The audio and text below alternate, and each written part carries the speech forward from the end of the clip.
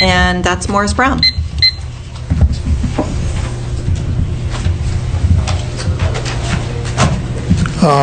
Good morning, Morris Brown, Menlo Park, and just a couple comments. One, I echo what Mr. Klein said about the validation of this new lawsuit or this new authority thing on the validation of the bonds, and just to make a little bit clearer, perhaps.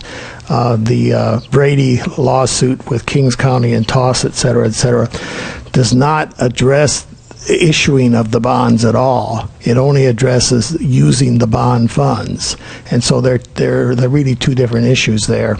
And we don't think, at least Mr. Brady doesn't think, it will affect the lawsuit. With regard to John's comments about the STB, the successor to the Interstate Commerce Commission, I'm not so sure that this isn't a big deal.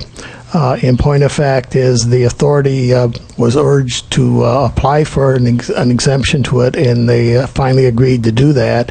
And yesterday came out with quite a long letter to the STB asking for an expedited release from any ruling that the STB might make, and it's quite a long deal. They spent a lot of money on lawyers to do this, so I think that there's some real concern on the part of the authority that this might well delay the process. So, John, I take a little bit of exception to your comments there that some of us think that it might have some real impact.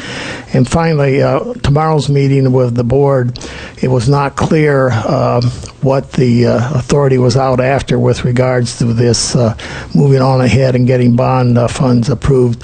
This appropriation that they're talking about is the appropriation for the connectivity funds. It has nothing to do with the Central Valley funding, et cetera, et cetera. So they're moving ahead now, trying to get the appropriation for the connectivity funds going and being able to issue the bonds for that. So thanks very much.